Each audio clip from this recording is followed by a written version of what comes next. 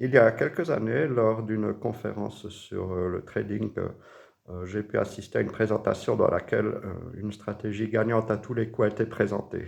La salle a été évidemment perplexe et très attentive.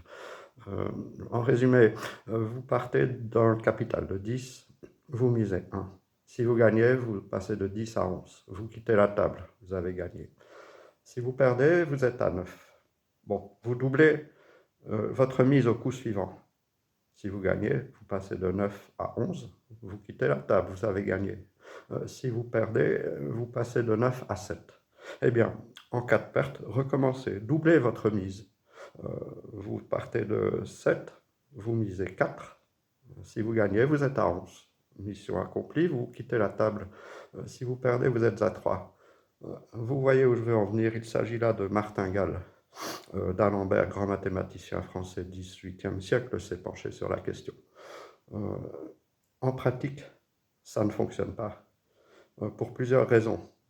Vous atteindrez zéro avec une certaine probabilité avant de recouvrir votre gain, avant d'être profitable et de quitter la table. La probabilité n'est pas nulle. En pratique, euh, les casinos ont mis en place un frein à cette stratégie. Vous ne pouvez pas miser avec un capital plus grand qu'un seuil X qui a été défini. Donc en pratique, vous ne disposez ni d'un capital infini pour pouvoir avoir la certitude de gagner au final, et les casinos vous empêchent d'atteindre un certain montant de mise.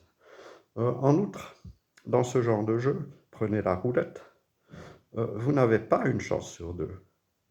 Il y a des cases noires, des cases rouges, mais il y a aussi une ou deux cases vertes selon que vous êtes en Europe ou aux États-Unis. Et lorsque la bille tombe dans la case verte, ce n'est pas vous qui gagnez ou votre adversaire qui a misé sur l'autre couleur, c'est le casino.